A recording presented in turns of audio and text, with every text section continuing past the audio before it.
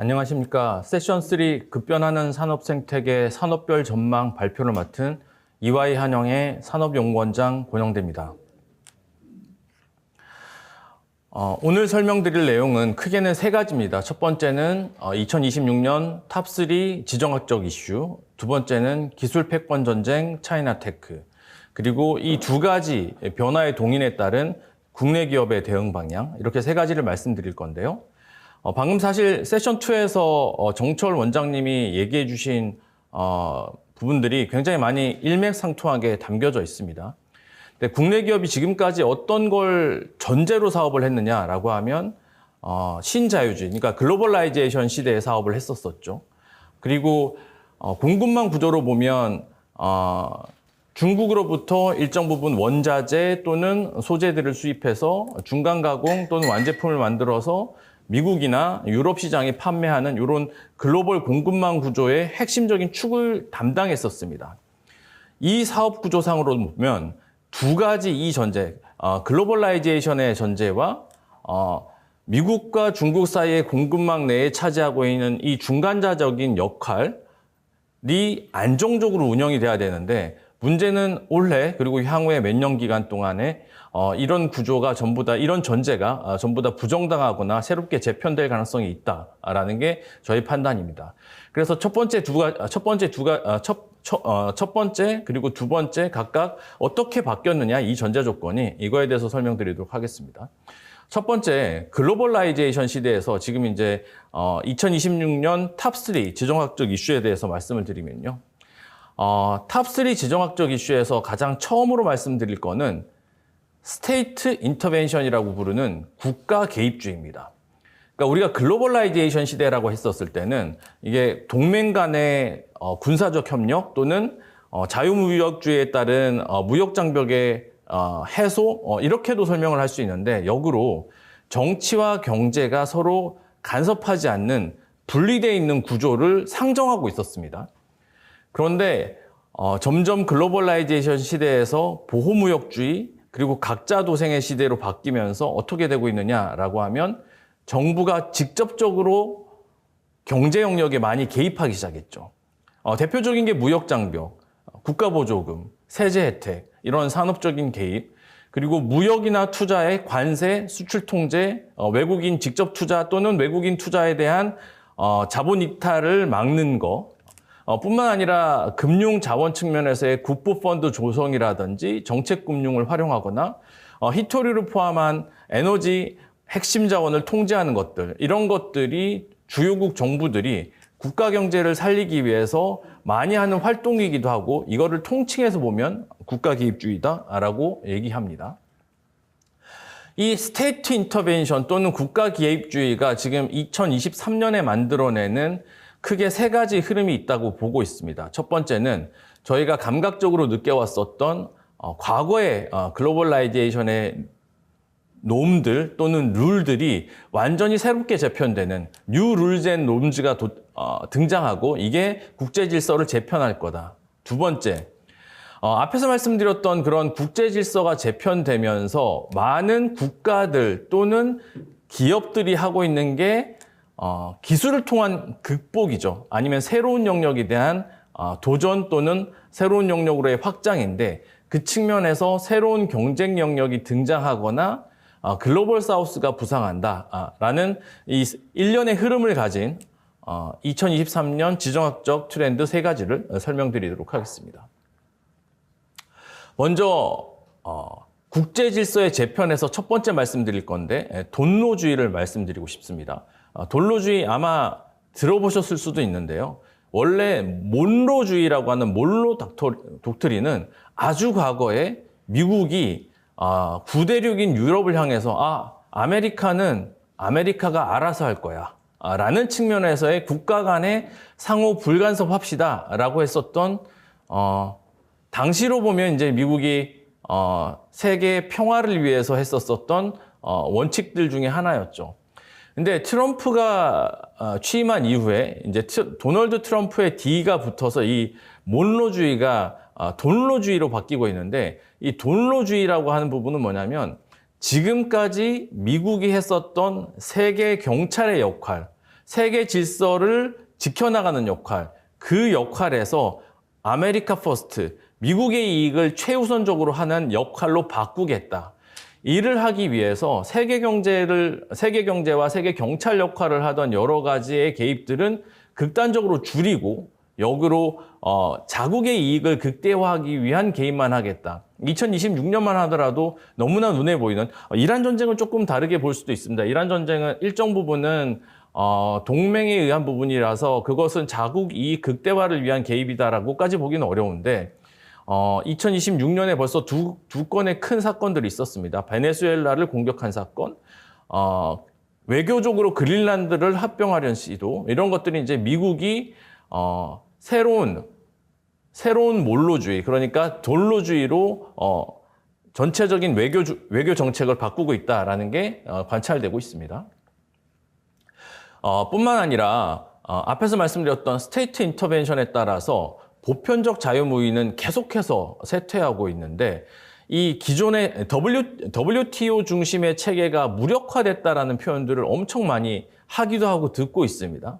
이 WTO 중심의 자유무역 질서가 결국은 미국과 중국의 통산 정쟁 그리고 주요국의 보호무역 정책으로 통해서 계속해서 쇠퇴되고 있는 상황이고요.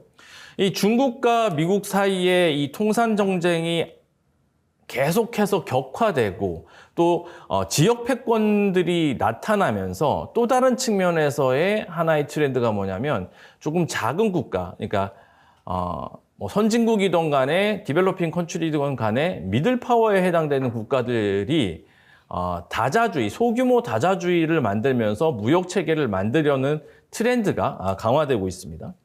대표적인 트렌드들 중에 하나가 뭐 저희가 이제 생각하고는 CPTPP 같은 저희 이제 다자간 무역 질서 같은 경우는 저희가 이제 가입도 고려하고 있는데 이런 다자간 무역 질서 또는 소규모 다자주의가 등장하고 있다라고 보시면 될 것 같고요.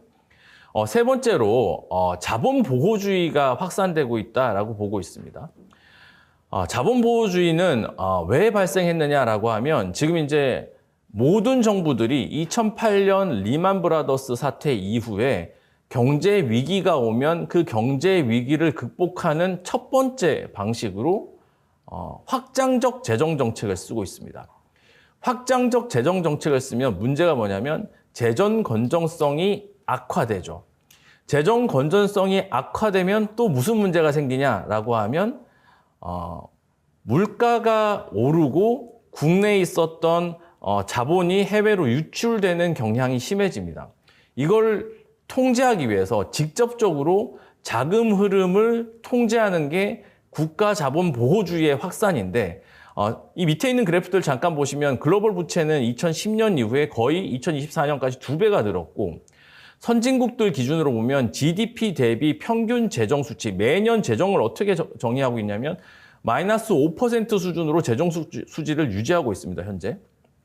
뿐만 아니라 기술 패권에 대응하기 위해서 AI 예산은 급격하게 증가시키고 있고 안보 환경이 나빠지면서 국방 예산 역시나 급격하게 증가하고 있습니다. 이 모든 것을 종합해 보면 국가의 돈이 없는 상황인 거죠. 그래서 이런 국가의 돈이 없는 상황을 통제하기 위해서 자본의 유출입을 선별적으로 통제하는 자본 보호주의를 촉진하고 있습니다. 그래서 외화를 보낼 때도 역시나 통제를 하고 국내로 들어온 돈도 역시나 통제를 하고 이런 형태의 자본 보호주의가 계속해서 확대되고 있다라는 게 저희들의 관찰입니다. 지정학적 이슈 중에 두 번째, 새로운 경쟁 영역이 등장한다라는 것에서 먼저 사이버 전쟁을 먼저 말씀드리고 싶습니다. 사이버 전쟁은 지금 이제 최근 들어서 AI가 큰 화두가 되고 있고 2026년의 세계 경제는 AI가 좌우한다라는 얘기들을 모든 경제지 또는 언론 그리고 경제기관에서 많이 얘기를 하고 있는데 AI가 등장하면서 더욱더 중요해지고 있는 영역입니다. 그러니까 군사적인 행동을 앞서서 사이버 어택을 하는 것들이 종종 발생하고 있고 이게 과거에 경제적인 이유가 아니라 정치적인 이유로 사이버 공격을 행해지는 횟수 자체가 5배 이상 늘었습니다. 그래서 전 세계 주요국은 이 사이버 보안 관련된 내용을 단순히 경제적인 영역에 두지 않고 안보, 주권 사항으로 격상해서 국제규범을 만들거나 법안을 만들려는 노력을 하고 있고요. 미국, EU, 중국 모든 나라가 같은 흐름을 보이고 있습니다. 이렇게 하는 여러 가지 이유들이 있죠. 안보와 주권에 해당되는 핵심 데이터들이 이미 핵심 정보들이 데이터화됐고 이게 사이버 세상에 있는 영역들이 있고요. 뿐만 아니라 최근 들어서의 이제 사이버 어택 또는 사이버 그 해킹의 유형 중에 하나인데 과거 같으면 정보를 빼가는 건데 이제는 정보를 빼가는 게 아니라 정보를 살짝 조작합니다. 그렇게 되면 굉장히 많은 부분이 AI나 자동화가 되어 있는 지금 시점에서는 정확한 판단을 내리지 못하게 되고 역으로 우리 정보가 유출되지 않았다 보니까 우리가 해킹을 당했는지 또는 사이버 공격을 당했는지조차도 모르는 시대로 바뀌었습니다. 그래서 이런 것들을 제어하기 위해서 국가안보의 핵심 이슈로 사이버 보안을 들고 나오고 있는 상황이고요. 그런데 앞에서 말씀드렸던 여러 가지 이제 스테이트 인터벤션에 따른 보호무역주의, 국가자본주의 이런 것들의 강화에 어떻게 대응하려고 하냐면 새로운 영역을 탐구하고 개척하고 그 지역의 우선권을 확보하고자 전 세계의 대부분의 국가들이 열심히 노력하고 있고 투자하고 있고요. 그럼 새로운 영역이라는 게 도대체 어디냐라고 하면 세 번째 잠깐 말씀드렸던 글로벌 사우스와 콜드러시 이 두 가지를 말씀드리고 싶습니다. 콜드러시라고 하는 부분은 크게 보면은 세부적으로 우주, 심해, 극지인데 기존에 있었던 뭐 구대륙을 포함해서 신대륙 그리고 디벨로핑 컨트리, 디벨롭드 컨트리 다 포함해서 우리의 기존 육상 자원 중심에서 미개척 영역 일단은 극지 심해, 우주 이런 영역으로 새롭게 개척 또는 투자를 하고 있는 흐름이 있고요. 과거에 이제 국가 개입주의가 그렇게 크지 않았을 땐 당연히 민간 기업이 주도를 했는데 지금은 오히려 국가가 주도를 하고 민간 기업은 따라가는 민관 결합 형태가 일반적인 구도로 바뀌고 있습니다. 경쟁도 하나의 글로벌라이제이션의 국제규범에서는 효율성, 경제성과 같은 것들이 매우 중요한 키워드였는데 지금은 안보, 공급망, 기술주권과 같은 국가 전력 레벨에서의 경쟁의 중점으로 바뀌고 있다라고 보고 있습니다. 그래서 이런 콜드러시가 계속해서 나타나고 있는 상황이고요. 그러면서 또 다른 지정학적 트렌드는 뭐냐면 앞에서 말씀드렸던 글로벌 공급망이 어떻게 돼 있었냐? 미국과 유럽이 마켓, 중국이 소재를 담당하고 선진국 중에서는 한국, 일본, 독일 정도가 제조업을 하면서 이 글로벌 공급망을 갖춰져 있었는데 이 글로벌 공급망이 지금 이제 점차 붕괴되면서 새로운 글로벌 성장 엔진, 그러니까 마켓으로서도 또는 생산기지로서의 역할을 담당하는 어떤 지역이 필요해졌습니다. 근데 그 어떤 지역이 지금 남아있는 데가 어디냐라고 하면 결국은 글로벌 사우스라고 불리는 4개 지역인 것 같다. 글로벌 사우스라고 불리면 뭐 지리적으로도 이제 사우스긴 한데 북반구 대비해서 보면 경제적으로 그동안 주목받지 않았었던 영역. 그래서 메나 그리고 라탐 그리고 동남아시아 및 서남아시아 같은 남아시아 그리고 러시아는 워낙에 주요 국가였으니까 CIS, 중앙아시아 요 4개를 일반적으로 글로벌 사우스 영역이라고 부르고 있고요. 글로벌 사우스가 가지고 있는 의미가 뭐냐라고 하면 이제 아주 극단적으로 이런 겁니다. 2021년에 중국에 직접적으로 투자했었던 게 350 빌리언 US 달러 그러니까 뭐 한국 돈으로 하면 한 500조 정도가 투자가 됐었던 거죠. 근데 이게 25년에 30 빌리언 US 달러로 줄었습니다. 지금 환율로 한 45조 정도로 줄었는데 4년 사이에 10분의 1보다도 더 낮은 수준으로 급감하게 됐고요. 반면에 모든 이제 디벨롭드 컨트리에서 영내 생산 인구가 줄어들고 있어서 한국만의 문제가 아니라 출산율을 높이기 위한 노력들을 하고 있는데 그런 노력이 없는 지역임에도 불구하고 2020년 대비 2025년에 인구가 어마어마하게 늘었습니다. 29억 명에서 43만 명으로, 43억 명으로. 뿐만 아니라 AI 패권 영역에서 핵심적으로 또 병목 현상을 일으키고 있는 게 에너지, 자원인데 이 에너지 자원에 대한 매장 비중이 글로벌 전체에서 40% 이상을 차지하고 있는 게 이 글로벌 사우스 지역입니다. 그래서 굉장히 많은 세계 선도 기업들이 이 글로벌 사우스 지역에 투자하고 있고 진출하고 있고 선점하려는 노력을 하고 있습니다. 이게 이제 말씀드렸던 전체적인 지정학적 이슈고요. 하나씩 잠깐 말씀드리면 메나 같은 중동아시아나 북아프리카 같은 경우에는 과거에 이제 오일 또는 천연자원 위주에서 첨단 산업으로 넘어가려는 노력을 많이 하고 있고 그에 따라서 정부 주도의 국부 펀드들이 어마어마하게 많은 투자를 하고 있어서 이 관련돼 있는 산업들의 성장과 국내 기업들이 진출했었을 때 상당히 많은 성장 잠재력이 있다라고 생각하고 있습니다. 두 번째는 이제 라탐 같은 경우는 원래부터 잠재력에 있어서는 의심할 나위 없을 만큼 높았었죠. 근데 왜 라탐 지역이 주요 경제 권역이 되지 못했느냐라고 하면 두 가지 큰 문제가 있었습니다. 첫 번째는 정치적 불안정성, 두 번째는 정치적 불안정성에 의한 금융 환경, 그리고 치안 환경, 사회 환경 이런 것들이 안 좋았었던 거죠. 불안정성이 너무 높았던 건데 정치 환경이 우파 정부냐 좌파 정부냐를 막론하고 상당히 안정화되기 시작했습니다. 우파 정부도 좌파 정부도 정치적으로 안정화되어 있는, 그러니까 시장 친화적인 정책과 함께 안정성을 추구하는 정부들이 들어서면서 극단적인 정치 구도가 안정화되는 부분, 그러다 보니까 이런 안정화되는 부분들에 따라서 물가, 환율 이런 부분들이 같이 안정화되는 추세고요. 마찬가지로 국가 환율이 안정화되고 정치 체계가 안정화되면서 치안도 같이 좋아지고 있는 상황입니다. 그래서 글로벌 기업들이 최근 들어서 라탐 지역에 새로운 지역 본부를 만들거나 투자하려는 노력들을 굉장히 강화하고 있는 상황이고요.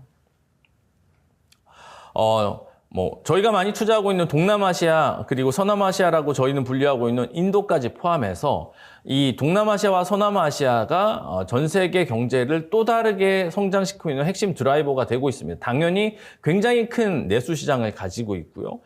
국가 정책들이 영내 성장을 추진하기 위한 정책들을 많이 펼치고 있습니다. 뿐만 아니라 사실은 이제 탈중국하는 것들에 따른 반사 효과도 누리고 있는데 글로벌 공급망이 탈중국하면서 굉장히 많은 생산 기지들이 동남아시아, 서남아시아로 이전을 하고 있고요. 이 동남아시아, 서남아시아의 영내 FTA라든지 다자간 무역협정에 따라서 이 지역 내에서의 공급망 재편이 가속화되고 있고 그 지역 내에서의 공급망 구조가 점점 더 풍성해지는 구조로 바뀌고 있습니다. 그리고 마지막으로 CIS를 말씀을 드리고 싶은데요. 글로벌 사우스의 네 번째 영역으로. CIS는 사실은 러시아와 떼놓고 얘기 드리기는 굉장히 어렵습니다. 기본적으로 아직도 굉장히 높은 수준의 러시아 의존도를 가지고 있고요. 문화적으로나 언어적으로나 러시아와 같이 보시는 게 맞는 거고, 러시아 플러스 CIS로 봤었을 때 어마어마한 핵심 자원들을 많이 보유하고 있습니다. 그리고 지금 이제 이란 전쟁이 일어나면서 당장 그쪽 해협에 물류가 문제가 생겼는데 늘상 말씀드리지만 한국에서부터 유럽까지 가는 물류에서 수에즈 운하를 지나가는 그 물류 루트는 굉장히 높은 지정학적 분쟁 위험을 가지고 있는 루트입니다. 그러다 보니까 저희에게는 대안 루트가 필요하고 현재까지의 그 대안 루트는 사실은 희망봉을 돌아가는 굉장히 오래 걸리고 비효율적인 이 루트였는데 이 루트가 대안 루트가 되기는 어렵습니다. 그래서 몇 가지가 나올 수 있는데 육상을 기준으로 보면 이제 유라시아 철도와 같은 중국에서부터 유럽을 잇는 구도가 될 수도 있고요. 또는 해로로 보면 이제 북극 항로로 볼 수 있는 부산서부터 무르만스크를 연결하는 부분이 될 수 있는데 육상 물류 루트를 기준으로 봤었을 땐 CIS를 무조건 지나가게 돼 있습니다. 그게 중국의 1대1로 벨트에 따른 거든 아니면 러시아의 남북 회랑로에 따른 거든 어쨌든 이 CIS는 물류 회랑의 교차점이 육상 물류 회랑의 교차점이 되면서 글로벌 공급망에서 중요한 역할을 담당하게 될 것이다라고 보고 있습니다. 그래서 앞에서 말씀드렸던 몇 가지 이제 지정학적 구도의 변화에 따라서 우리가 플레이할 수 있는 기본적인 플레이그라운드가 바뀌고 있다고 말씀드렸는데 그 플레이그라운드나 룰이 바뀌는 것과 함께 경쟁이 바뀌고 있습니다. 경쟁이 어떻게 바뀌고 있냐라고 하면 중국이 가지고 있었던 의미가 우리의 서플라이어에서 지금은 우리의 경쟁으로 바뀌고 있다. 중국이 얼마나 무서워지고 있느냐 이 부분을 차이나테크에서 다뤄보도록 하겠습니다. 2026년 CES에서 국가별로 참여 기업 수 또는 가장 큰 부스 또는 가장 많은 참여 기업들이 참여한 부스 전부 다 중국이었습니다. 중국이 기술적으로 굉장히 많은 부분들을 리드하고 있는 상황이고요. 더 큰 문제는 말씀드렸듯이 중국과 한국이 상호 보완적인 글로벌 공급망에서의 역할이 중국이 점점 기술 수출력으로 바뀌면서 한국과 직접 경쟁하는 형태로 바뀌고 있다는 거죠. 그래서 중국이 결국은 지금 현재로 보면 제조 영역에서 우리의 직접 경쟁자가 되고 있다라는 게 현재 나타나고 있는 현상입니다. 이 그래프를 보시면 너무나 극단적으로 한국과 중국이 서로 경쟁하는 또는 제로섬 게임을 펼치고 있다는 걸 보실 수 있는데요. 자동차 시장이 약간 조금 다르게 보이는 이유는 내연기관이 한국이 좀 더 강하고 EV가 중국이 좀 더 강하니까 아주 극단적으로 벌어지는 것처럼 보이지 않습니다. 그런데 그걸 제외하고 전기차의 핵심 부품인 EV 배터리, 조선, OLED 전부 보면 한국이 떨어지는 만큼 중국이 가져가는 겁니다. 쉽게 얘기하면 중국은 한국 시장을 완벽하게 대체하고 있다. 그래서 중국이 우리의 직접 경쟁이다라고 보시면 될 것 같고요. 특히나 앞에서 말씀드렸던 기술 수출형으로 바뀌고 있다는 게 과거의 중국은 양산품, 그러니까 커머더티에서는 수출을 많이 하더라도 첨단 제품에서는 수출을 안 했었습니다. 근데 최근 들어서 5대 첨단 산업에 있어서도 중국이 수출로 돌아서기 시작했고 한국만큼의 무역 특화 지수를 가지게 되는 형태로 전환되었습니다. 그래서 이런 것들을 기반으로 봤었을 때 이제는 첨단 산업, 고부가 가치, 기술 수출 영역에서도 중국과 직접 경쟁하는 형태로 바뀌고 있다라는 게 저희들의 관찰이고요.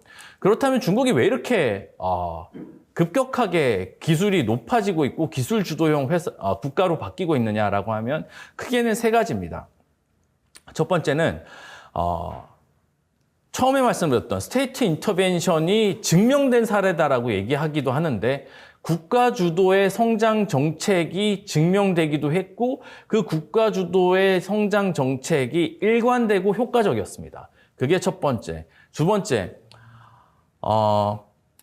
이제 뭐 한동안 이제 이슈가 됐다가 지금 이제 이슈가 되지 않는 이제 이공계에서 의사지망 또는 과도한 의사지망 그리고 이제 의료인들이 가지고 있는 상대적인 물가 수준까지 고려했을 때 높은 임금 수준 이 문제가 됐었는데 그게 반대 비교가 뭐냐면 스템 인력들이 상대적으로 저평가받고 있다. 대우를 못 받고 있다는데 중국은 명확하게 스템 인력들이 풍부하기도 하고 훨씬 더 높은 수준의 급여 및 대우를 받고 있습니다. 이게 이제 두 번째 원인이라고 보고 있고요. 세 번째는 과거서부터 전 세계 생산기지 또는 제조기지가 중국으로 몰려가다 보니 이제는 중국 내에서 다양한 클러스터와 공급망이 갖춰지면서 그로부터 나오는 원가적인 경쟁력 또는 풍부함에서 나오는 경쟁에 의한 기술력 이런 부분들이 결국은 전체적인 산업 경쟁력을 끌어가고 있다라는 게 저희들의 판단입니다. 그래서 최근 들어서 이제 대부분의 뭐 조금 이제 어떻게 보면 정상적으로 돌아가는 정부다라고 했었을 때 항상 꼽고 있는 전략 기술 또는 전략 산업들이 있습니다. AI, 반도체, 로보틱스, 배터리, 바이오 여기에 뭐 조금 더 붙이면 이제 뭐 방산, 조선 요 정도가 더 붙는데 이 5가지 영역에서 사실 대부분 미국과 탑2 역량을 가지고 있거나 그렇지 않은 영역에서는 최강국 또는 선도국의 위치를 가지고 있는 게 현재 이 5개 핵심 전략에 있어서의 핵심 기술에 있어서의 중국의 기술력이고요. 이게 산업으로 다시 해석이 되면 저희가 이제 산업화되어 있는 전기산업, 기계산업, 모빌리티 산업, 화학산업, 전자산업 이 모든 산업에서 사실은 앞에서 말씀드렸던 전략기술, AI, 반도체, 로보틱스, 배터리, 바이오테크가 필요합니다. 근데 이 바이오테크 이 5가지의 경쟁력을 기반으로 이 첨단 산업에 있어서도 기술력 또는 기술 주권을 확보하는 형태로 변화되고 있고 이게 결국은 중국 산업 경쟁력의 핵심 요소다라고 생각을 하고 있습니다. 그래서 과거와 같은 저임금 노동력에 기반한 양산품의 수출 모델이 아니라 첨단 기술 수출 모델로 변화된 현재의 중국이 한국에게 가장 큰 리스크로 작동을 하고 있다. 따라서 중국의 기술에 대해서 어떻게 대비할 거냐, 중국 기술의 수준이 어느 정도냐, 이것들을 면밀하게 살펴보고 대응할 필요가 있다라는 게 저희들의 판단입니다. 그래서 앞에서 말씀드렸던 기본적인 룰과 규범이 바뀌고 있는 이 상황, 그리고 핵심 경쟁자로 중국이 부상하고 있는 이 상황을 종합적으로 고려했을 때 국내 기업은 어떻게 해야 되느냐라는 거를 몇 가지 대표 산업 기준으로 잠깐 말씀드리도록 하겠습니다. 첨단 제조, 자동차, 한국의 굉장히 큰 수출 산업이자 핵심적인 성장 산업이기도 합니다. 이 영역에서는 앞에서 말씀드렸던 점차 국가 보호주의 또는 국가 개입주의, 보호무역주의가 늘어남에 따라 일부 가격 경쟁력, 효율성으로는 경쟁하기 힘들다. 그렇다면 어떻게 해야 되냐? 기술 패권을 가져야 된다. 기술 경쟁력을 가져야 된다. 그런 측면에서 AI, 반도체, 인프라와 같은 투자를 지속적으로 늘려야 되고 뿐만 아니라 향후에 이 지속적인 투자를 늘림과 동시에 핵심 자원에 대한 공급망을 재편해야 된다. 그리고 마지막으로는 앞에서 잠깐 말씀드렸던 사이버 보안이 중요해지고 있는데 한국이 사이버 보안 역량이 부족하다라는 게 전문가들의 일반적인 시각입니다. 그 측면에서 첨단 제조가 가지고 있는 데이터셋을 보호하기 위한 산업 보안 역량을 강화해야 된다라는 거고요. 한국이 AI 시대에서 할 수 있는 역할이 뭐냐라고 했었을 때 상당히 많은 전문가들 뿐만 아니라 저희도 그렇게 생각을 하는데 전 선진국 중에 산업 현장에 누적되어 있는 데이터가 제일 많은 국가 중에 하나입니다. 근데 아시다시피 AI의 LLM 모델은 데이터가 있어야 LLM 모델이 돌아가는데 그 측면에서 보면 LLM 모델의 경쟁력은 상대적으로 떨어지고 전력 인프라 모델은 떨어지더라도 우리가 가지고 있는 데이터셋의 가치가 있는데 이 부분들을 잘 지키는 것이 굉장히 중요할 거다라고 보고 있습니다. 소비재 유통에서는 앞에서 말씀드렸던 여러 가지 불확실성이 굉장히 높고 공급망의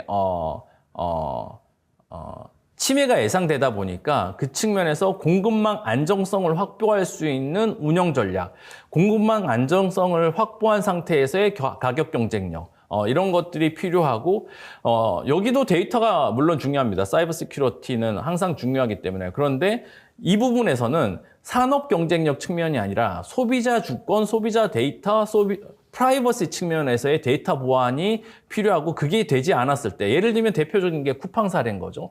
쿠팡과 같은 위험에 노출될 수 있는 부분이 있기 때문에 이 부분을 적극적으로 보완하고 강화해야 될 필요가 있겠다라는 게 저희 생각입니다. 에너지는 최근 들어서 가장 크게 성장하고 있기도 하고 미래 AI 주도의 산업이 바뀌게 되면 역으로 씨앗이 되고 인프라가 되는 산업으로 점차 새롭게 각광받고 있습니다.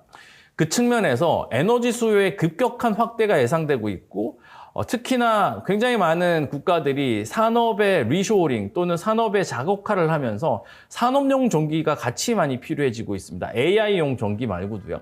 그래서 산업용 전기 플러스 AI용 전력의 증가에 따라서 폭발적으로 증가하는 에너지 수요를 확보하기 위한 에너지 투자와 운영 안정성의 강화가 필요하고요. 마찬가지로 이걸 하기 위해서는 자원의 국가정책 개입이 확대가 될 것으로 예상되기 때문에 자원이라든지 이런 측면에서의 리스크 관리가 필요합니다. 그리고 리스크 관리뿐만이 아니라 핵심 자원에 대한 경쟁 심화가 예상되기 때문에 공급망의 리던던시, 이중화와 같은 안정성을 확보하는 것이 필요하다라고 생각합니다.